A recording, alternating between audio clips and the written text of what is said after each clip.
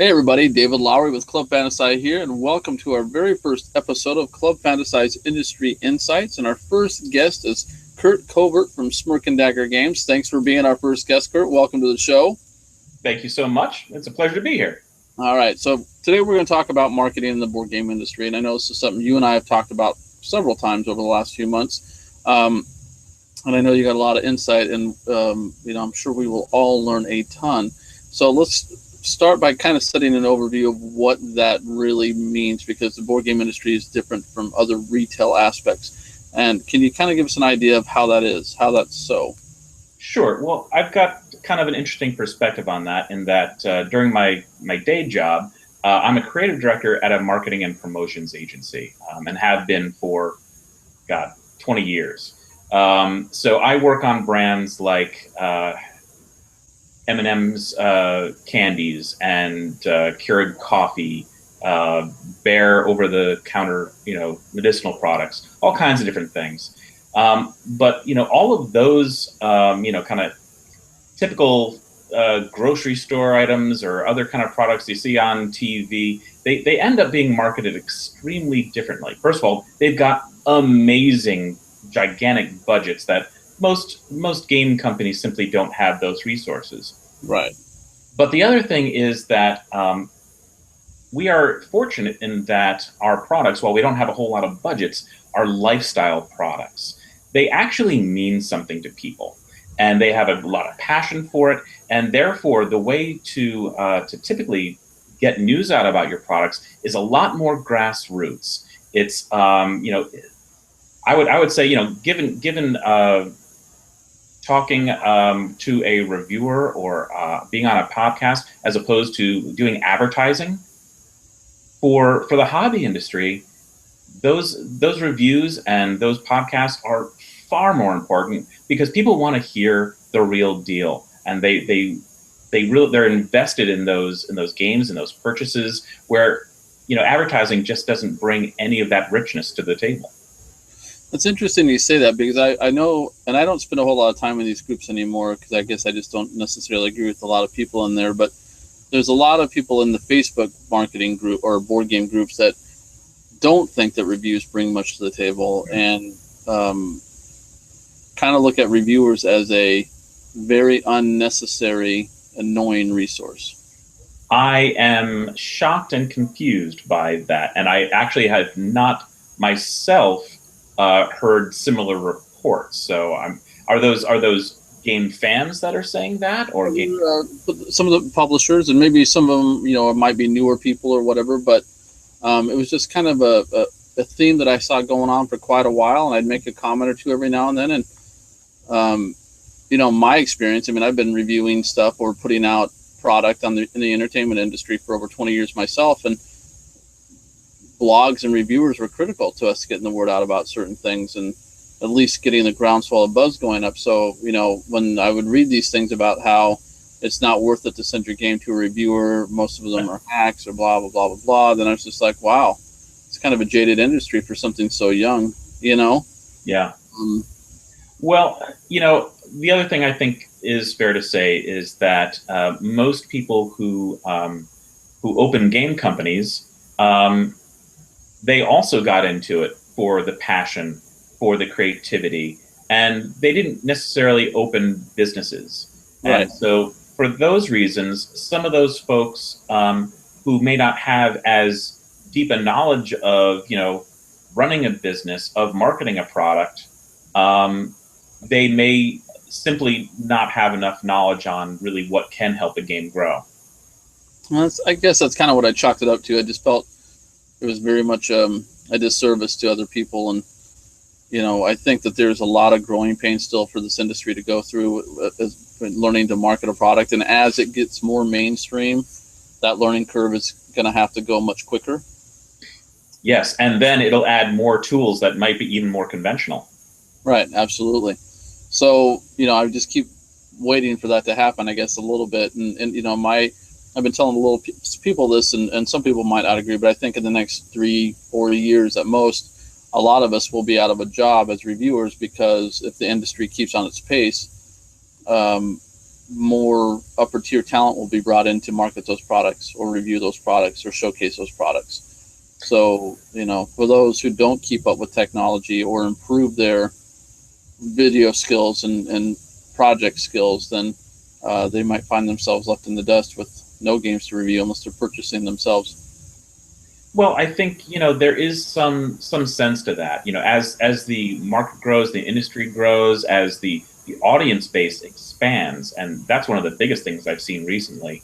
Is when you talk about hobby games, you're not really talking about the hobby game industry that was even 10 years ago. It used to be I would go into work, and if there were gamers there, they were sealed tight, closeted. You wouldn't know. Now, people that I would never expect were gamers or open to gaming, right, they're coming out of the woodwork and engaging in all sorts of games that I never would have dreamed of. So lots of things are shifting, and I think you're right.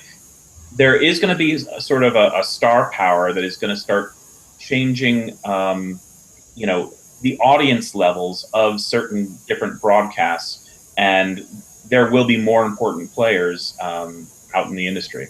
Right. So I do think that, certain people have done a great job of upgrading and, staying relevant, and while others have really done a poor job of it over the last few years and may not be as relevant. So as we talk about marketing, maybe we should address some of that too, and what people like me can do to stay relevant and really make a maximum impact for those publishers, or for their own blog even, I guess. Sure. So let's talk a little bit about the state of the game as it is today, and what are the most powerful tools maybe for marketing? So that's a great question. And, I think when people first think about marketing any product, the first things they think about are advertising, promotion, and PR. And then they'll also start thinking about, well, there's digital and social. And they'll, people who have been to trade shows, understand the power of actually, going to a trade show and showing your game as well. Right. But the truth is that there are so many things that really feed into it. Quite honestly, anytime you communicate anything about one of your games or your company to anyone, it's a form of marketing your game. And it's sometimes surprising how deep that can go, and how important all those communications can be. But I would say for the number 1 and 2, interesting you said some people dismissed reviews. To me, number 1 are reviews and podcasts, and number 2 are probably demos at trade shows. To me, those are the most important marketing tools that really get the news out about a game. And because it is so grassroots, because people are so actively looking for sources of information, that's what drives the importance of those things, because it's a high engagement category. People are hunting for more and more information. All right, for those of you listening or watching this, I do apologize for the music you hear coming through. I do have a studio on top of a piano bar in downtown Nashville, unfortunately. So Wednesday, Thursday, Friday nights, we get a little music bleed through from the floors, and I do apologize for that. Please bear with us, and hopefully you'll enjoy the music and tap your toes. So how can a reviewer, or let me rephrase this, how can a publisher best utilize their reviewers? Well, the first thing is, and I think this is probably true of most startup game companies. When you, especially if you didn't kickstart, if you put your own money into it, man, those dollars are really tight, especially out of the gate. And so for that reason, each game and its inherent value can be, you try to cling to every single one. So the thought of sending out review copies, I think to some people seems like, wow, that's money I'm never going to see. And there are so many reviewers, so many podcasts, and all these people asking me, it might not even be worth it. But the truth is, publishers, game designers should not be bashful about sending out review copies. The game itself costs you, if you've done it right, maybe 1/10 of your actual selling price, because there's so many people who take pieces of that.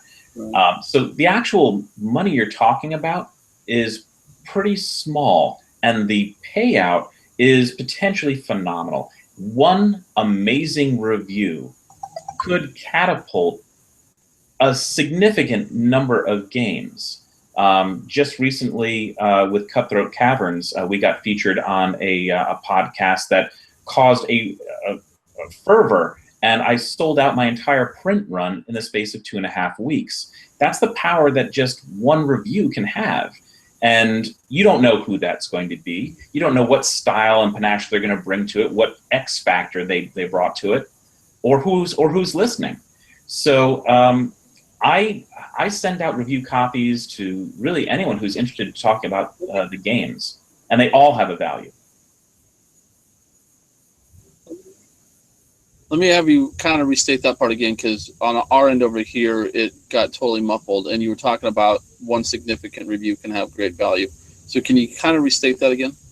Sure. What I was saying was that even a single review can make a huge difference to the sales of your game. If they strike a certain chord, if they have a certain audience, it can lead to phenomenal things for your game. Recently, this past December, we had a great review come out from the UK, and in 2.5 weeks, it sold out the entire balance worldwide of the game, as well as it propelled a whole bunch of the expansions out the door. And that was just really the power of one review. And when I sent that review copy out, I had no idea it was going to have that impression, or that they were going to take that unique spin that they did, or anything else. So I think every reviewer, they have built-in audiences, and they're going to do something unique. They're going to have their own unique take on the game and something interesting to say that's going to really mean something to people who are listening, and probably mean something to your sales as well. What are your thoughts on, because one of the things I hear also quite a bit is, well, we only need to send them to the big four. I guess the big four being Shut Up, Sit Down, Dice Tower, Rahdo, and Watch It Played. Sure. What are your thoughts? I mean, obviously those are important, without a doubt, but I mean, do you think it really just needs to be limited to those four? I absolutely do not think it should be limited at all. Do I send review copies out to bigger shows? Of course. You'd be silly not to. But quite honestly, first of all, you don't know exactly who's up and coming and what they're going to become, and forming that relationship, early can be really important. The relationship that you build throughout the industry, reviewers, retailers, distributors, it all comes together and all becomes really important to getting your product out there and into people's hands. I don't consider any reviewer to be beneath my level, beneath worthiness of sending a game to, because I'm going to value, one, what they have to say, and the fact that they are trying to build an audience, build content that is going to be interesting and is talking about my game and its virtues and sometimes even its hangups. But all of that is still really important. Bad reviews. So sometimes you get them. They'll break your heart, right? But they're still important, because without having bad reviews, it takes the genuine trust that people have in reviewers. If they thought that these were just paid advertisements, no one would care. Right. If they know that, hey, you know what, last week this guy panned that game. Maybe it just wasn't his cup of tea. He doesn't like that particular style game. And I know that because I follow this guy and I know his biases. So if I don't agree with that particular bias, I take it with a grain of salt. But all of those really help make sure that people keep on tuning in, and not just listening to one reviewer. They'll go and listen to a review of one game several times over at different places to get a full perspective on it. A while back, I'd put out a couple blogs on learning to work with a reviewer, and a couple people took exception, and I'm talking about reviewers that took exception to the fact that I said it's important to build a relationship with publishers, and publishers build a relationship with reviewers. And to them, they seem to think that that forms some kind of bias. Now, I personally am of the opinion, after having reviewed products for over 20 years, that there's always bias. There's companies you like working for, and there's companies you don't. Agree. You have companies that have great games that you're always going to be more biased towards than others, and other ones that don't have maybe the style of games that you like. So you're always going to have a little bit of bias. But not only that, the article was talking about professionalism. And what that means is if you send somebody some games, you know that they're going to get reviewed on time or in a timely manner. They're going to be professionally done. If you send them news articles or whatever, more than likely they're going to post them and spread the word about your stuff for you because it's reliable. Sure. Not because there's a favoritism or anything else. Most of us, I think, who do this for any length of time realize that we want to work with reliable publishers just as much as they want to work with reliable news sources or review sources. So we know that we have new content coming out because for reviewers, the latest and greatest game is the thing that draws the views. Right. Right. If I did a review of Puerto Rico today, nobody's going to read it comparatively. But if I did something that just came out this last week or two, then the views go way up. So having a relationship with the publishers for that reason alone is worth it. But that requires that we're professional, and that requires that we get stuff done in a timely manner, and it requires that we're fair and honest and balanced in our reviews. But for some reason, people seem to think that there's a bias there. How do you feel about that? And if so, how do you address it?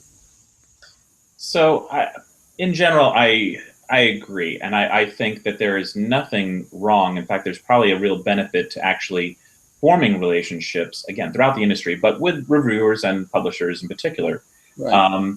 And I think that the audience generally can feel out whether a reviewer has a personal bias that is generally, hey, I generally love what you guys do. Right.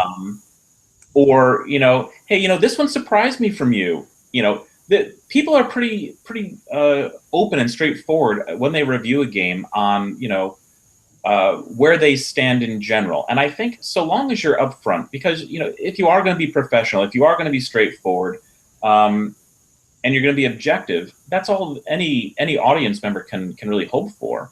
And I can't think of really any reviewers that I deal with that I feel like they're going to rubber stamp me a seal of approval just because we have a relationship.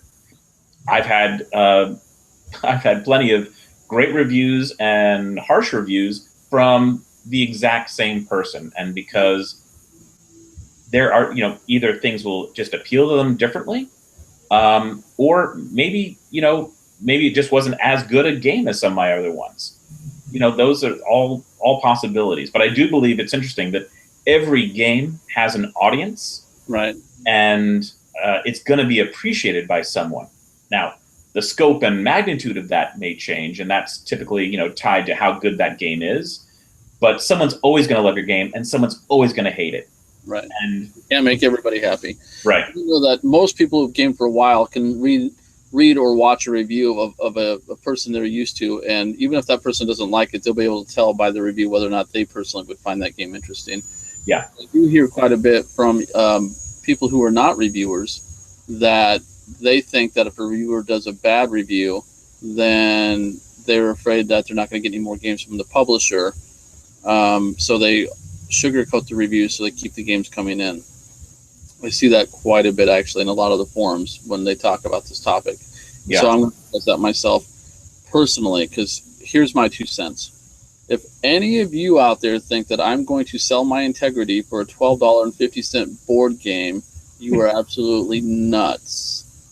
There is no reason that I should fear not getting free games or reviews just because I give a bad review. And nobody is really going to sell their integrity for such a cheap amount of money. If somebody was getting paid $1,500 per review, sure, question their integrity. But a copy of a board game is not payment for a review. It does not even cover remotely any of the costs it takes to do a review, and it's simply a marketing tool for the publisher, and it's news feed content for us. That's all it is, and it's not anything that's going to cause us to sugarcoat our reviews. And I seriously doubt that most of the reviewers would sugarcoat reviews for free games that really they could afford to go buy their own. Yeah. And the other thing too is I think there is a difference between a bad review on a floating scale. Right. To me, the worst review is just an unprofessional review. And what I mean by that is belligerent, sweeping, harsh statements that are more for effect than they are trying to convey what issues they saw in the game from an objective point of view. And I think so long as there's objectivity, of course, they're going to have their personal opinion. That's part of the review. But what I mean is that most reviewers that I tend to really respect, even if they don't like the game, it didn't fire on all thrusters for them. They're going to say, hey, but you know what? If you like this game and this game, it's like that. So you're going to find things you're going to enjoy in it. That's not my style. That's not what I enjoy. And it didn't deliver for me for that reason. Right. At that point, that's not a bad review. That is a very genuine appraisal from their point of view. And that's what people are tuning in to see. And by and large, I think most reviewers have that level of professionalism. I think so too. I don't see too many really harsh reviews out there. I mean, I've seen a couple trash can videos or whatever out there, which are pretty blatantly, I just hated this game, and we can debate all day long whether that's appropriate or not. But I think to some extent maybe it is, and to other times there's just people doing it for shock value and views. But well, and so your question was, would a bad review, prevent me from sending another game? A review that didn't wow them, I'm going to send them the next game anyway. Someone who I felt was standing up on their pedestal to really just rip at a new hole just for, I don't know. I probably won't send them another game if they're being, I feel, unprofessional in how they're communicating. Right. But it would take a lot for me to say, whoa, I don't think I'm going to send them another game. Right. It's funny. Tom Bassel has reviewed, I think, every single one of our games, and there are maybe 3 of our games that he really genuinely enjoys, and a lot of them otherwise have gotten almost backhanded compliments, where he's like, hey, we had, I remember his review of Run for Your Life Candyman, which admittedly is just a goofy, ridiculous game. There's not a whole lot of game to it.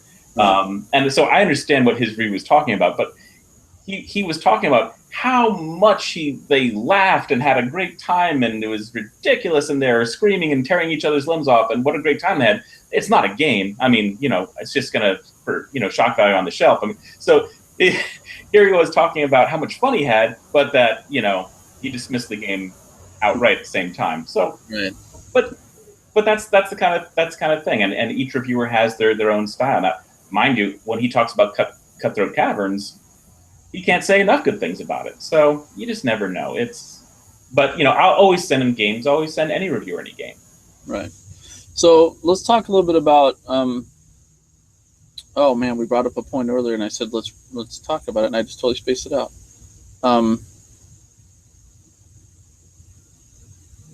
Well, let's talk about Kickstarter. Let's go there right now, because I think that is. You made the comment earlier that it's almost necessary anymore from a marketing standpoint. And while I agree, I think it's also added that extra layer of how to, marketing savvy, where you have to know how to cut through the white noise. I think most companies to this point have caught up on art production and production value. They're starting to catch up a little bit in the videos, so that they're upping their game in the marketing presentation of it, not necessarily the marketing implementation, Yeah. Or the execution.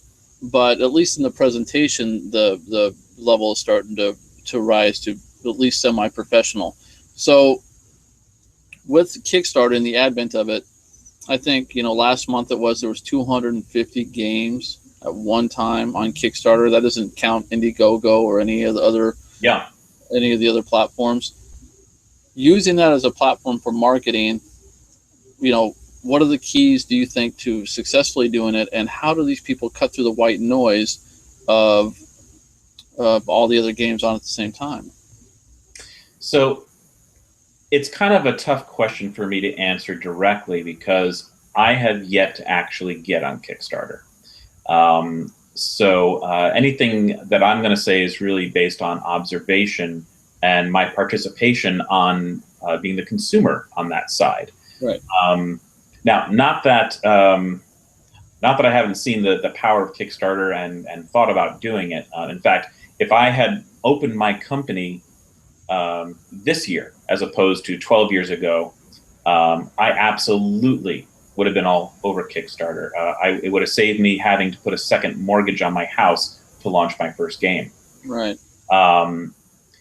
But I think the biggest marketing piece, the reason I had said that it's almost indispensable to now have to kickstart your game in terms of marketing is that because I think so much cult of the news, so much buzz, so much sharing and social discussion happens surrounding Kickstarter, and the fervor of getting all those new extra little pieces to your game is so compelling to gamers that those those games that rise to the top of that heap end up becoming gigantic successes. When I launch a game conventionally without having done Kickstarter, I'm slightly disadvantaged from a game that created a huge buzz on Kickstarter. It has that kind of audience just from a marketing potential, just for the number of eyeballs alone interested in hearing about your product. Right. So it's almost a disservice for me not to be on Kickstarter in launching a new game. And yes, I think people have gotten better about what does it take to make sure those things actually come to fruition, that they do get funded. We have seen the level of artwork, which is something I definitely want to talk about as an important marketing tool, is the packaging. The videos have gotten much better, and yet most of the videos are still kind of handmade, and those who have invested and gotten actual, video producers engaged to create real showcases of their work are going to be far better served. Not everyone is a videographer or a scriptwriter or, all the various things that get hired agencies all over the place, from marketing to, PR to commercial taping, everything. It's like there's a specialty everywhere, and one man can't do it all. One group of people won't have all those skills. Right. And those who have done very well, especially if they had a great success on their first Kickstarter and didn't hit any of the pitfalls, now when they come back second time, third time, fourth time, they are investing deeper in those things that they know are going to make a real difference. So video production is coming up. They're being more savvy about what types of rewards work best. They're being much better on how to build an audience from a social perspective. So, man, I think everyone is getting a crash course in professional marketing, whether they know it or not, and whether they fully take advantage of it or not. Right. Absolutely. And, I've put out a couple blogs a month or two ago about how I hadn't really seen that many good videos. And I have noticed quite a few just lately that have popped up that are a lot better. I think that I do read a lot of really bad advice in some of the Kickstarter groups on Facebook about marketing or what's important, what's not important, especially from people that A, have never run a Kickstarter, B, have never sold a product, or run a company. but somehow they've got all this knowledge about how to do it and be successful at it. But I think that when you start really thinking about how am I going to separate this whole cult of the new Kickstarter, got to have a game out every quarter type of thing, your production levels have got to be top notch anymore to really even have a shot of separating yourself from the white noise. And on top of that, after you've spent all your time and your money and your effort trying to do all that and get it pretty, now you got the whole effort of actually executing a marketing plan, which I still think is the biggest lack in the game industry today. Yeah. That is, to me, is the really the missing key of a lot of it is how do you do that, not only with your current titles, but your past titles. And, I get a lot of feedback from people saying, well, we just felt like we've sold our print run, but yet we have an ever expanding audience with people who have never heard of your previous games. All I know about is what's out there right now. And why wouldn't Cutthroat Caverns be just as important to these new gamers as Nevermore? Sure. Right. So, those are some things I think that we're going to have to tighten up on a little bit in this Kickstarter realm and Cult of the New kind of realm. The other thing I'm seeing is that there's a lot of people who are really sick of the Kickstarter posts. So now you have to deal with that because there's so much Kickstarter all the time and everybody posting the same link in the groups and the 3 or 4 times a day. Now they're being banned from the group, or you can't do this or you can't do that. So how do we get around that as well while trying to keep that social media going for the people who don't have a marketing budget? Yeah. So how do you feel, and this might put you on a spot a little bit, and you don't have to answer this, but how do you feel about marketing or advertising on Board Game Geek? Because I know that that's a target audience. You cannot get a more targeted audience for your product. However, I know that there's a certain amount of people that block the ads on there. And I also know that those are rotating ads. So while they're quoting, 1 million unique hits a month or whatever, how many impressions are we really getting for that $1,000 or whatever it is that they charge to be on there? Do you still think that that's a really effective tool, or is there a better way to utilize it? Well, let's see. So I absolutely use some marketing tools on Board Game Geek, but I'm very choiceful about it. And to be honest, I am a conservative businessman when it comes to where I'm spending my dollars. So I know just from experience, even in my day job, the more marketing you do, the more buzz you create, the more traction you get. But there is a return on investment that you have to consider. How valuable are those dollars based on what you see out of it? Right. So I'm very choiceful on how I utilize it. I don't, for example, or haven't, for example, put an ad for every new game I've ever launched on Board Game Geek. And sometimes I put ads on that honestly weren't for a new game. One of the best examples of an amazing marketing opportunity that I advertised there and then saw huge benefits from was I was working on a new expansion for Cutthroat Caverns, and this was just as I was working on Relics and Ruin, which was our number 2, and I decided to run a contest, which one was going to help re-engage fans of the game, getting people to think about the game one more time. And I said, hey, listen, I'm looking for your ideas on what you think would be an amazing new encounter for the game. And I really wasn't sure how well it was going to do. But the winner would actually have their idea put into the game and credited to their name. And I figured, well, even if I get 5 people who actually do the contest, I'm hoping that awareness builds back on the game that is now 2-3 years old. Right. Well, I had easily 100 entries. Wow. And it was a lot more. And it wasn't just like, you should have a werewolf. they were actually submitting card ideas, Hmm. and many of them were really rough. And we had to, take out the hammers and bang them into shape and make sure that they weren't broken and everything else. But really inspired, great ideas came.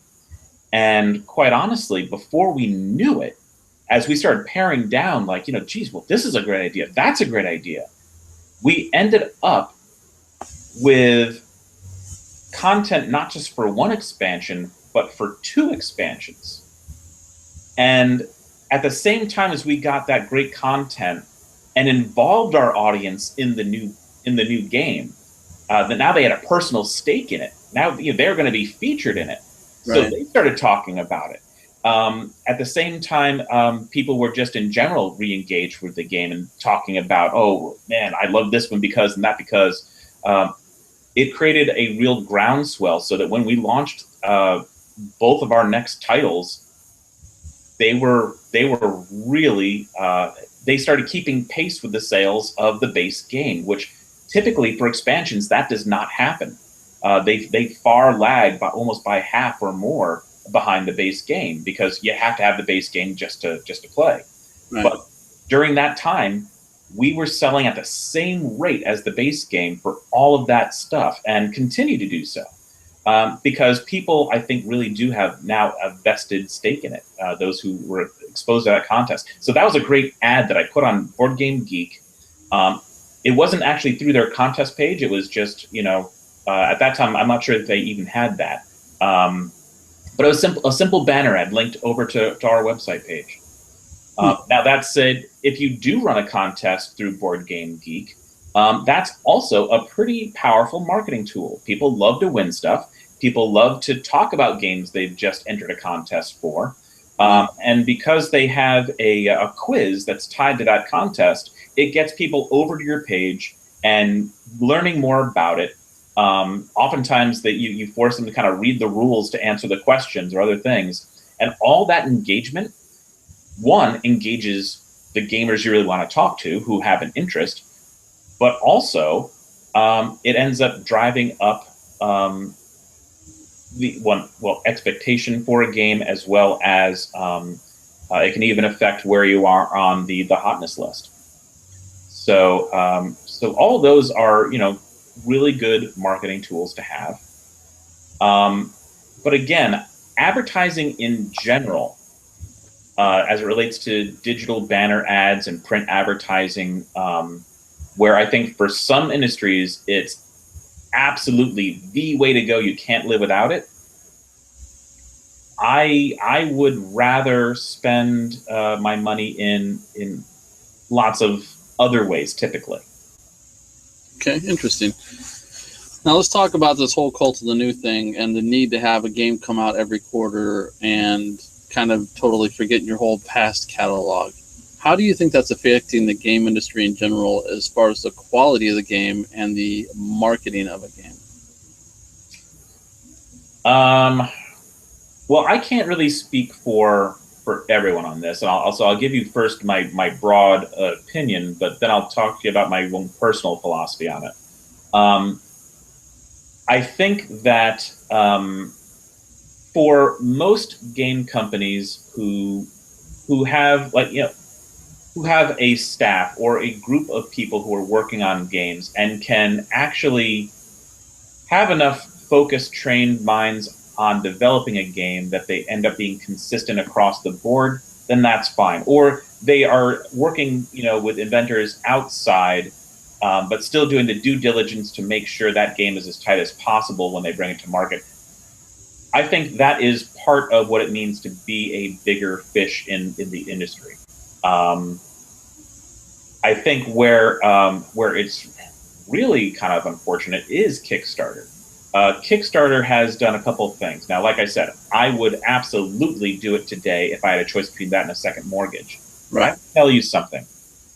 When I did have to put my house on the line in order to print my first game, first of all, it's a huge, huge risk, right? Right. I have to convince my wife, my family that, hey, this is a worthy investment. So you better believe I did everything possible to make sure that game was ready to sell. Right. Play tested to the nth degree, proofread, blind test, everything that was going to make sure this game wasn't just going to flop, because when people got it in their hands, no matter how cool the theme was, it just didn't pan out. It had to pan out. The difference with Kickstarter is games are taken very quickly from here's the cool theme and the beautiful art and plastic pieces that help sell it as a thematic, and not enough time or effort is often taken with actually making sure the game is truly solid and ready to hit the market. And because in order to put out the next one, you're already starting to think about the expansions and the new game and everything else, it's taking a lot of the quality control out of it. So I think that can be a downside. It's honestly one of the reasons why I'm still a 1 or 2 game a year company, because I don't have a full staff. I don't have a full resource to make sure that I pressure test every single one of those games and get it as close as I can. Now, do I still, after printing, say, oh man, I'd love to tweak that. Maybe when I reprint, I will. Those things will still happen. The difference between, play testing hundreds of times and then getting feedback from thousands of plays once it hits the market, you'll hit some of those things. Right. But due diligence is really important to make sure it's tight, and it happens less now. Yeah, I've just noticed with the games that come through is we got a lot of really, and it's only my own opinion, but a lot of really average and very few great games, and it just feels like there's a lot of holes or things not really, balanced all the way through the game, and so then it feels like everything is kind of pushed through so they can get to the next thing. And I'm in this age where we're getting all this new attention for the industry and board games, I wonder sometimes if it doesn't hurt us more by putting out average games versus if we all slowed down and put out the best game we could possibly put out. Well, I actually agree with that. But the other thing too is, as the audience gets bigger and gaming becomes more and more accepted overall in the culture, if you take a look at Hasbro or other large game companies, the other thing that happens when you go big is that performance on the initial launch will either support a game or doom it instantly. Hasbro, if Walmart does great with it in the first 2 months, then the game will continue. If they can't move it at Walmart, the game is dead. It lasts 1 year and it's never marketed again. Now, you asked me about, how I think, the depth of line is treated by other game companies and myself. For the biggest game companies who are coming out with 12 titles a year, Fantasy Flight and everything else, there's only so much that you can support, no matter how big your staff is. There's only so much dollars and attention that you can spend. Or even like if you're having a one-on-one conversation with a consumer, you can't sell your entire line in one breath. Right. You have to focus. And you often focus on the new thing. So yes, I think, if you have a mainstay game that continues to sell well, you're always going to kind of feed it just a little bit. If it's Catan, then sure, you're going to do a little bit more than that. It's your absolute flagship, and you're going to make sure you honor that flagship no matter what you're doing. Right. With my own line, well, it's interesting. I've been doing this for 12 years, and by and large, I'm still a discovery brand.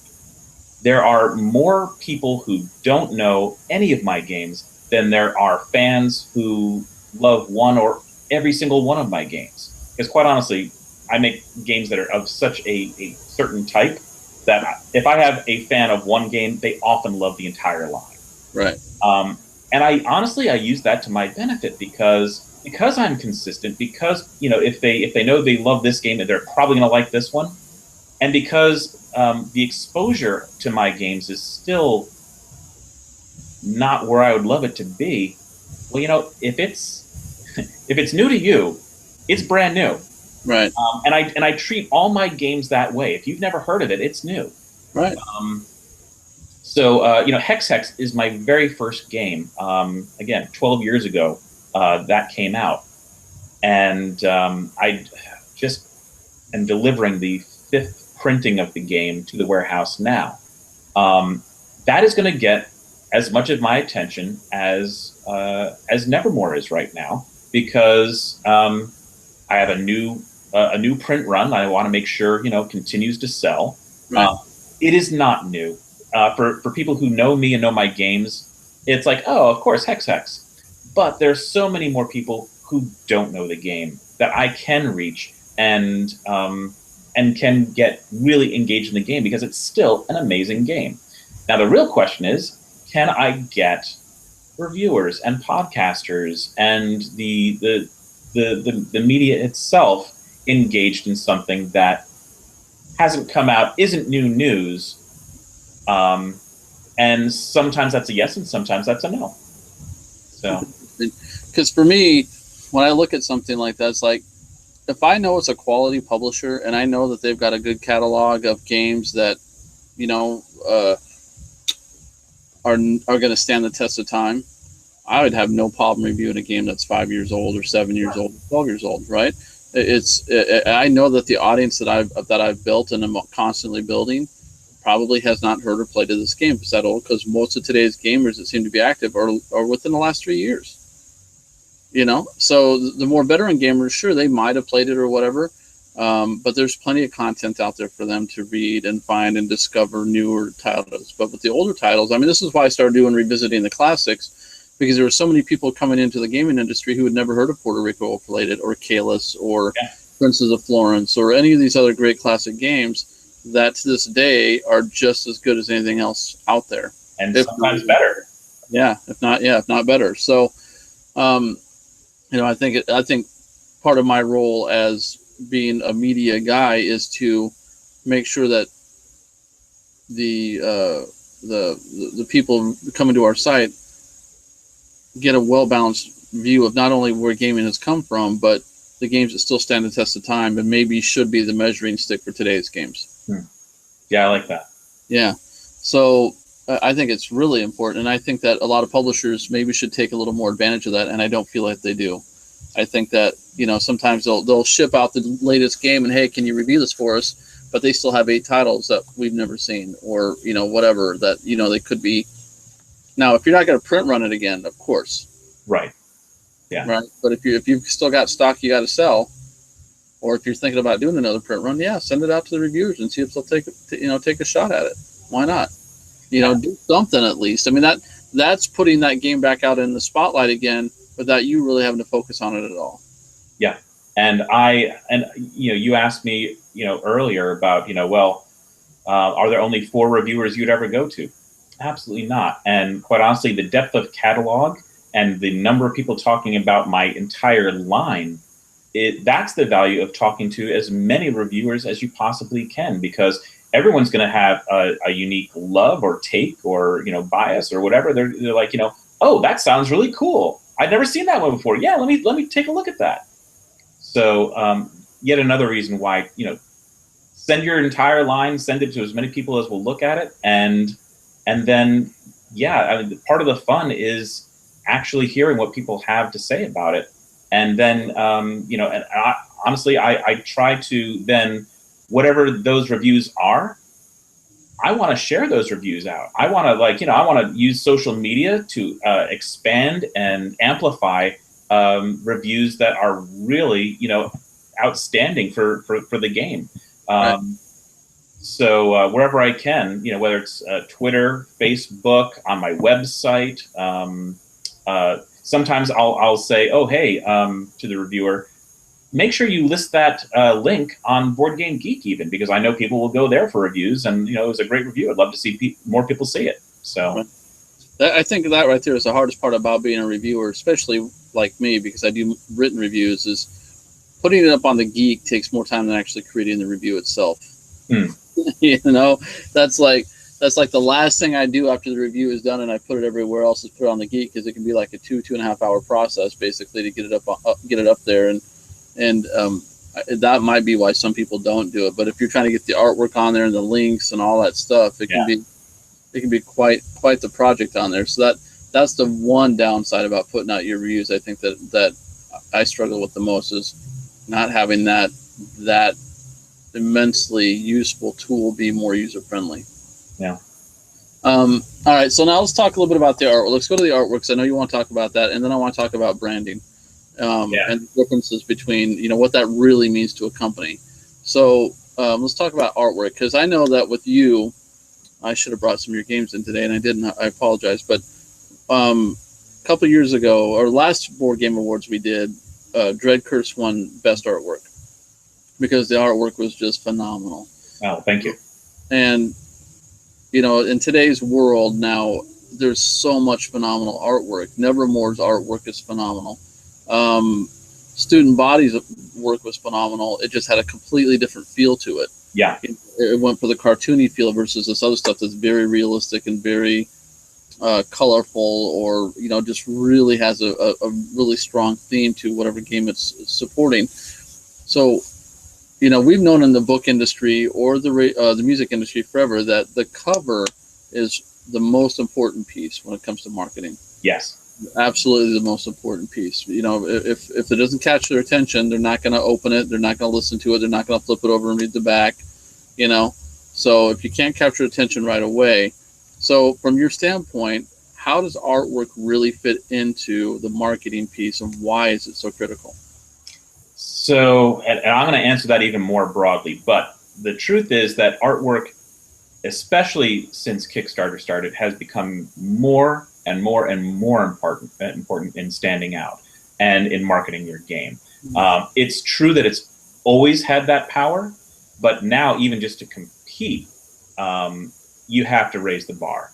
Now, again, when I first launched my company with my first game, Hex, I was inspired by Magic the Gathering. I would have loved to have full color art on the box that showed a wizardly duel, and every card should have had a wizard casting a spell and everything else. I didn't have that budget. There was no way I could do that. Right. Happily, I was a graphic artist, so I decided to go a different route. I went full graphic. How can I make this thing look arcane? That has like a texture and a touch and a feel. People really hadn't done like black-faced cards before, and I did that with a gold metallic ink symbol that seemed very arcane, like you were holding spell components. So that was way I solved it then. And as time has gone on, and as the market has become more competitive, as the bar has been raised overall, I've had to invest more dollars in artwork, because it's, again, like I said, increasingly important. But you're right. The initial pop, when you're walking by a game shelf, you have a second and a half to stand out, call attention to yourself, and get someone to stop long enough to give it just another second and a half. And if your artwork is not up to the task, then you'll get walked right by. But quite honestly, it goes even deeper than that. Not all game companies do this, but a lot do, and certainly I do. And again, I think my background as a creative guy in the marketing area, I've got a couple tricks of the trade to it. So you'll notice any single one of my games will always have a little hook, a one-line sentence that gives you just a little bit of the intrigue of the game. What is this about, and why do I want to care? You caught me with the art, cool. Now why do I want to pay attention? Because my next challenge is to get you to pick the game up and flip it over. So for example, I got Cutthroat Caverns here, right? Now this was back when I didn't have crazy art budgets, but this line right here is pretty darn important. Without teamwork, you'll never survive. Without betrayal, you'll never win. That little soundbite has gotten more people to stop and say, all right, tell me more. Right. You know, that's what it takes. It takes you just like, I want to know more. And so the art stops them. The hook line says, okay, let me pick it up. And then they flip it over.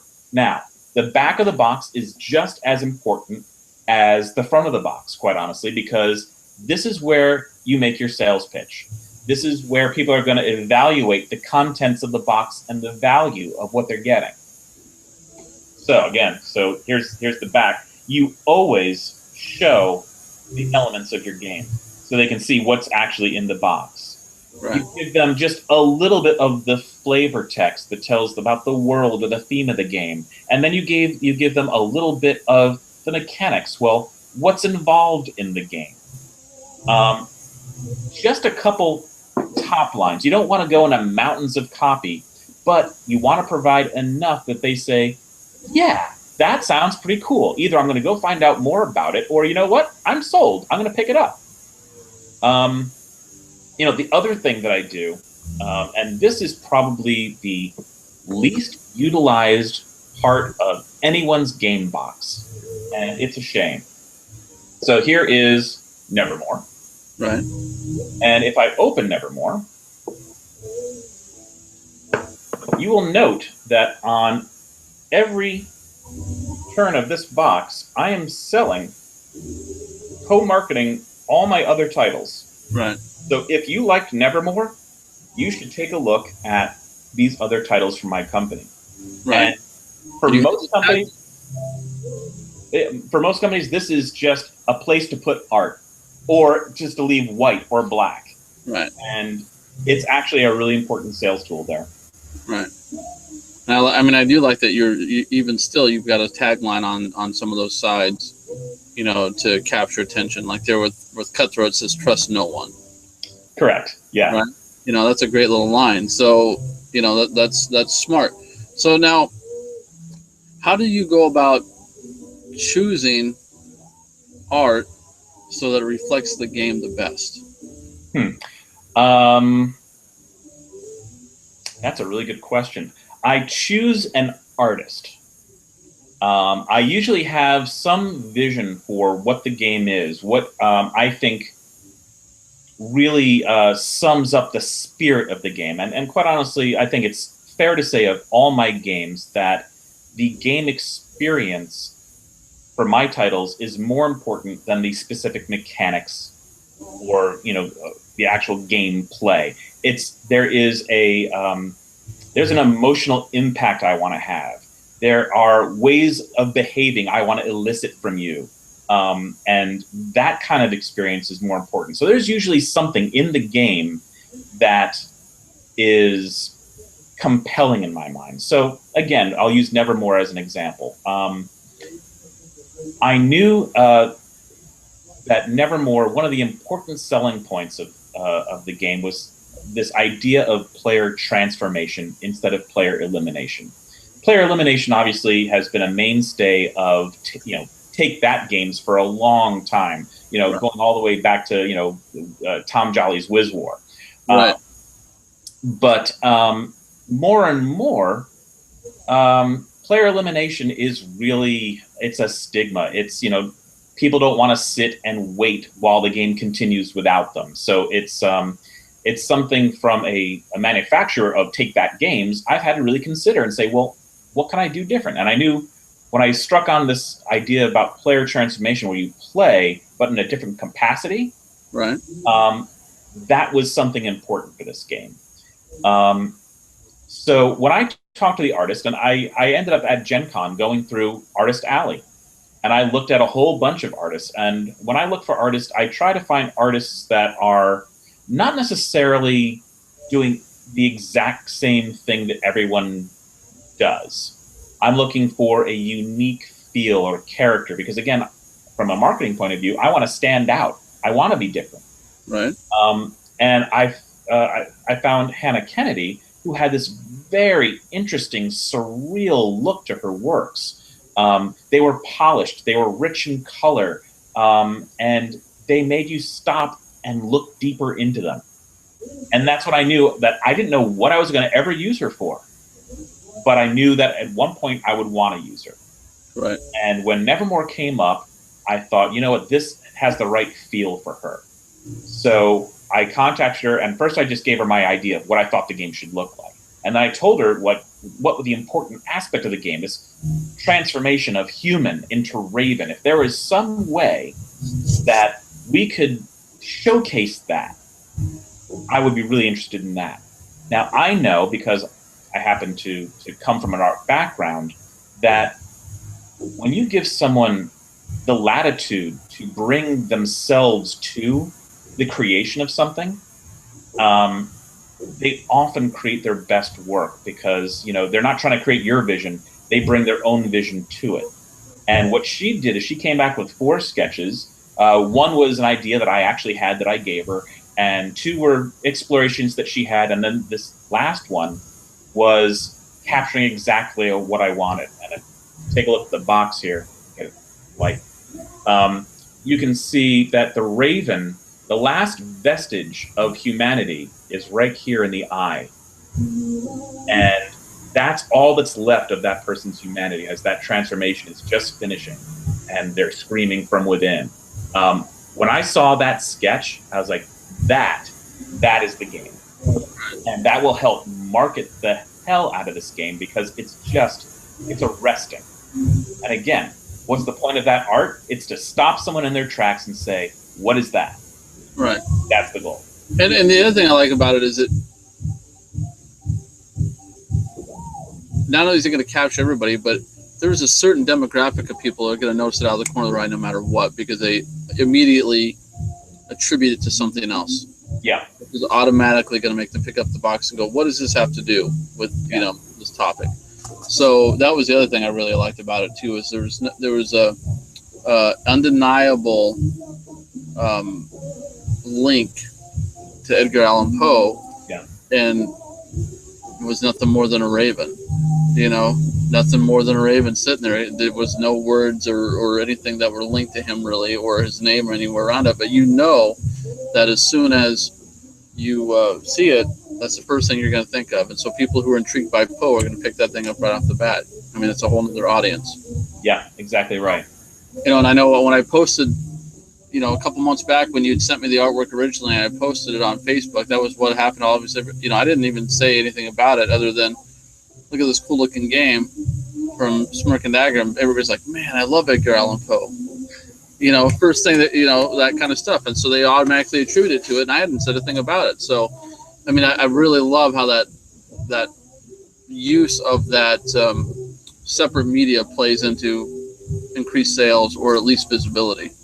Yeah, and truthfully, I really didn't know how compelling the works of Edgar Allan Poe were in this industry, and I don't think really anyone tapped into it. Right. And it really is significant. But you know, interesting, when I was working on Student Bodies, you mentioned the kind of cartoony artwork. Right. You know, why does it look that way? Well, quite honestly, there are several reasons, all marketing reasons. Right.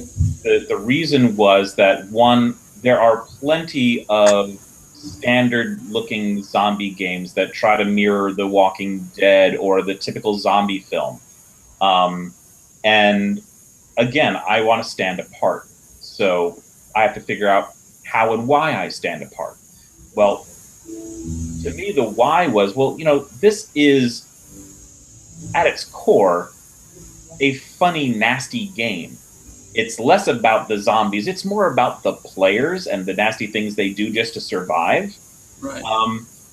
And it's also taking place in a high school. Again, kind of a light, you know, a light thematic in that way, at least, you know, as I play it, you know, the experience of the game in my head. So to me, I think I saw a while back initial drawings for an animated Buffy the Vampire Slayer. And I was like, yeah, man, that would have been cool if they actually created that show. But, you know, this game kind of lives in that realm to my mind. Right. So I went with more comic book that felt, you know, somewhere between 80s teenage slasher film and Buffy the Vampire Slayer animated, and found an artist who had a great flair for that style, and I saw a zombie that he did, and I gushed. It was so cool. And I worked with him on the style. Now, actually, he was a pinup artist, so I actually had to pull him way back on his portrayal of women characters because I didn't really want to go that far in creating pinup art for the game, though he does an amazing job. Yeah. Like, what I loved about that game was it really was that kind of thing. Like where you see on Facebook, people are always posting those memes of, we're best friends, but if zombies are chasing us, I'm tripping you. Right. You know, and that game plays right into that kind of thing. And I kind of love that. And, you know, it's another unique kind of take on that, because when you're looking at the more serious zombie games, that really doesn't play into your head.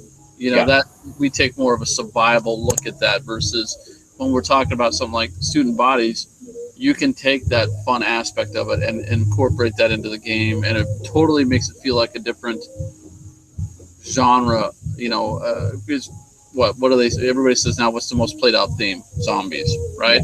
Well, that just totally took that away because it doesn't feel like all those other zombie games. Yeah. And quite honestly, it didn't have to be zombies. You could have been running from aliens. You could have been running from, you know, any threat. Right. But the designers of the game, that was actually one of the games I did not design myself, quite honestly. And the theme that they put on it was zombies, and I thought it worked beautifully. Even though that there was kind of a glut already, I did take a moment to like, ooh, you know, are there too many to actually do this game? But it seems so fresh and just a different take on it. And so my goal was to push it as far away from the look and feel of others as I possibly could to help denote that. Right. All right, so now let's talk about branding, because I think this is the other thing that I see, especially with the newer publishers, that they don't quite get. And that could be branding from, you know, positioning your logo, you know, or your company in a certain way, all the way to the way that you use social media and the face of your social media and how people tend to misuse that, possibly to their detriment. So one thing I've noticed recently, and I thought about doing a blog on this, or maybe in a video blog, is there's been a lot of public outcry for, you know, this is one board game community, and you know, if you say a certain thing this way, or if you believe this thing, then I'm going to come down on you, and you know, you don't talk to people like this, you don't talk to people like that. And this is, you know, publishers coming out, you know, in their own personal voices saying this, assuming that everybody in the community feels the same way that they do, right? And from a political aspect of things, we know that not everybody feels the same way as you do. The dangers of using or misusing your platform to decrease sales, that's a branding issue to me. So while I think it's okay for you to stand with your beliefs, I also think it's a danger that when you're out there misusing social media to get your agenda across or come down on people who think differently than you, you are possibly alienating a good half of your potential buyer base. Because if you irritate people with your posts or your political posts, or constantly berating others because, you know, you misunderstood something they said, or maybe they said something that was offensive to you but not offensive to them, then unbeknownst, other people are seeing what you're saying, and you might be offending them and turning them off to your brand. So I think that's a part of branding we need to talk about a little bit, how you can reliably and responsibly use social media, as opposed to thinking that you're a rock star with a big mass audience who everybody's just going to rah cheer everything you say. And then, you know, how as a company you utilize all the tools at your disposal to build awareness on a consistent basis, even when you don't have anything going on. You know, it's interesting. It's not where I thought you were going to take that question. So I relate most of what you were talking about in terms of a person's social presence as their level of professionalism, right, not as branding. Right. Now, I think it can impact people's view of their brand Absolutely. And that's where I'm coming from. Yeah. So the only thing I really have to say about that is if I honestly don't believe in social media from a corporate point of view as a platform other than to tell someone about the excitement you have for the next thing you're coming out with. Right. To me, people are tuning in, if they're tuning in at all, to see what's new, what's exciting, and what new form of entertainment can you bring them. But right. The entertainment isn't you, and it's not your posts. And if you have a personal page that you want to, espouse your views, that's fine. I would certainly never do that on my corporate page. And quite honestly, I don't do any of those things even on my regular page. Not that I believe in censoring my views. To me, it's not important to share a lot of my views. There are some people who love debate, who love trolling. I love neither. So I will share things that I find, amusing, and I will post content on my Facebook page, which I think is relevant and interesting to people who clicked the like button. Right. And if it's not worthy of their time, I don't want to post it. So, that's my view on that. But I think branding is a much different discussion, and I think the brand is for me everything. Right. And what I mean by that is, when I started my company, I wanted to stand out. I'd been to too many websites and looked at their mission statements, and it was like, we make great games for everybody. I'm like, come on, really? There's no way for you to really get anyone excited about what you're offering if that's your general position. So I decided, before I even designed my first game, what is it that I can bring to the industry that would be interesting, unique, and give me a reason to be. Give me a reason to talk to distributors and retailers and say, yeah, you should carry my games because I stand for this. Now, there were a couple of people who were out there doing that. I think I looked at James Ernest and his cheap ass games titles. Right. He stood for, hey guys, you already got all the bits and pieces. You don't need to spend more money on them. Here are really fun, cheap games that come in a paper bag, and go have fun and have more fun because you can buy another one and spend less on them. I thought that was a great platform. Looney Labs has a great platform. They are like a cultural movement. So there are some companies that I thought really did it right.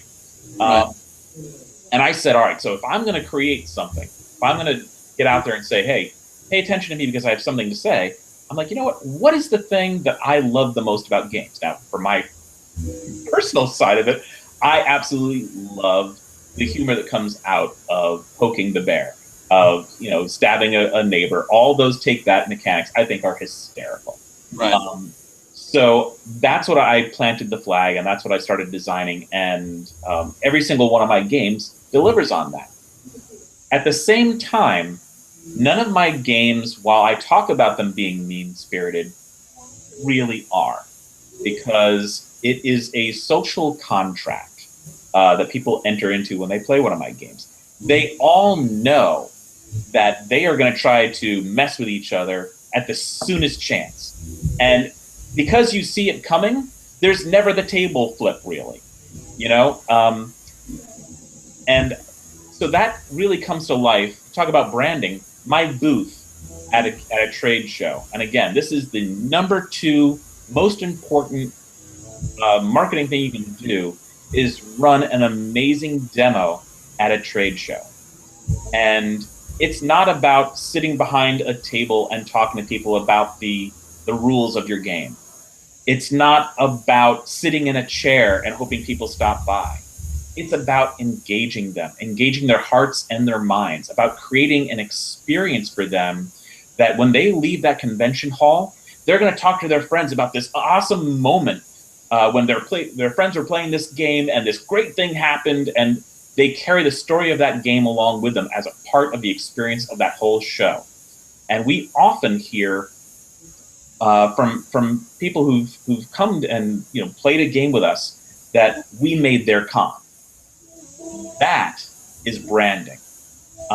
Every single of my mean-spirited games is designed to get the emotional rise, to get the laugh, to create epic moments that are memorable. And that's what really my brand stands for. And people experience that brand in every venue that I'm able to talk about it. So whether it's a podcast, whether it is a trade show, whether it is the spirit of the game written on my box, everything is really talking about that same thing. So to me, that's really what branding is in this case.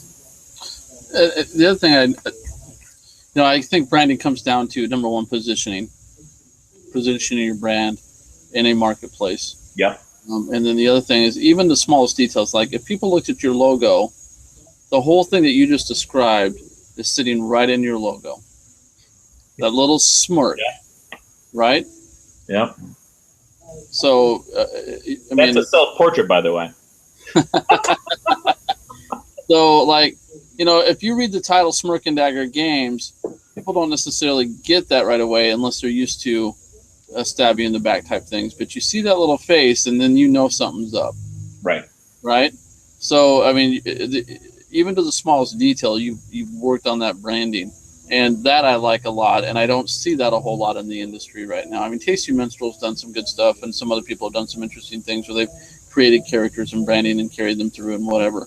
But, and I think the use of staying in the eye of the public, even when nothing's going on. Yeah. Like a lot of companies just disappear if they don't have anything coming out. There isn't a whole lot of presence anywhere. Yeah, so let me talk to you about that too, because another almost ignored aspect of marketing your company is customer service. Right. It's one of the things that most companies don't even consider marketing, and to their detriment. I often get more dedicated fans, more sales out of running customer service in as friendly, open, and accommodating a way as possible. If someone has a problem with one of my products, they contact me, it is replaced, it is fixed, it is whatever. If they say, oh, I heard about you had a promo card at Gen Con, I was hoping to get a copy. What's your address? I'll send you one. And of course, every time I'm doing that, not only am I creating goodwill, and not only do they say, oh man, I didn't expect that. Thanks so much. Oh, let me take a look at your other games. Right. And they will, and they do. On top of that, the kind of goodwill that you generate when you do have a problem. I had a huge problem with Cutthroat Caverns one time where a printer screwed up royally, and we released a game that had major problems. I had an emotional bank account built up with most of the people. I was open. I was forthright.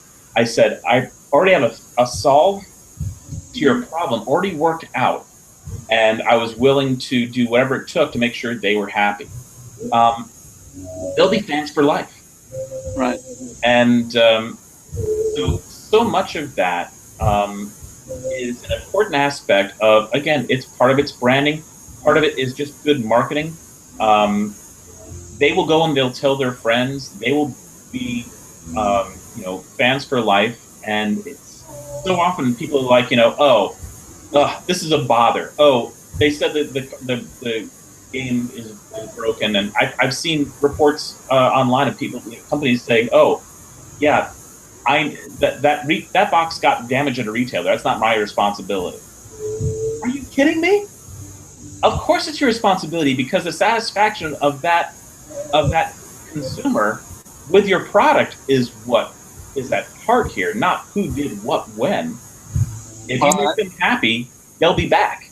Right, and I think that people get, especially smaller companies, get so caught up in that the expense of replacing all these parts for such a cheap game, outweighs the goodwill that comes down the road when you've taken care of your customer.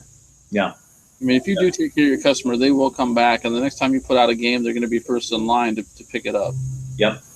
And I think that we tend to forget that. But again, I think that, like I said earlier, we're going through growing pains. This industry is growing so fast, and there's so many publishers now that weren't there 2-3 years ago that have a lot of these lessons to learn really, really quickly, especially about managing a budget and, all those kinds of things. I guess we're going to expect some hiccups, but I think learning how to keep awareness out there, even when you don't have something going on, is just as critical, so that when you do launch a project, they haven't forgotten about you. Because we're now in an industry where, after 6 months, you're old. Your game is old.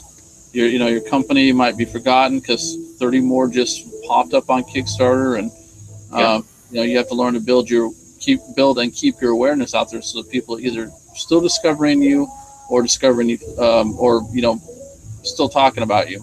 Yeah. Quite honestly, even if you go on the boards, I crawl over the boards all the time, and part of customer service is also answering people's questions, concerns, all of that. So I've had people, write me at all hours with rules questions. Sometimes they're right in the heat of the game. I try to respond to those instantly, because sometimes they're right in the heat of it, and then they've got an answer from you, and they're like, "Oh my God, I thank you for responding so quickly," Right. And those things really matter to gamers. And even if you just monitor boards, even on my old games, I go through like every day and I see what pops up and I answer questions. The other thing too is the littlest things. It's the littlest things, and even giving people a glimpse of the future. Right. So I'm working on new titles right now. I'm floating little pieces of those titles out there. I'm seeding, interest. I don't have a game that's launching right now, but I'm giving you little tiny pieces of it. Ooh, tell me more about that. That's kind of cool. When is it coming out? Right. So, yeah. Awesome. All right. So I think we'll cut it here, because all I can hear is piano. People watching this will be the same way. So again, I do apologize. I forgot Wednesday night they kick it up down there. So we'll try to move this to a night where we don't have that going on, and we can discuss a little more cleanly without the distraction. Curt, thanks so much for your time and your valuable information. Really appreciate it. And for those watching, Curt will do some more episodes with us. I know that he's got a lot of things he wants to talk about and bring up, so we'll continue the series with him as long as he's willing to do it. And we just hope that you share and find insight in this and talk about it. From my point of view, I appreciate you spending the time with us, listening to our advice or concerns, or whether you think it's good or bad. But we do ask that you share, and talk about what we got going on here. So click like on Facebook, hit retweet on Twitter, or share it, and make sure that you go check out Smirk Dagger Games if you're not familiar with them, and join up on their mailing lists and their social media and talk about them as well. And definitely check out their games. I can tell you they're really, really good, solid games. So Curt, again, thank you so much. Folks, visit us at clubfantasci.com. All the social media links are there for you to click on. Thank you so much for your time and watching us. And from my personal perspective, thank you from the bottom of my heart for just being part of this. Game on. Thanks so much, everybody.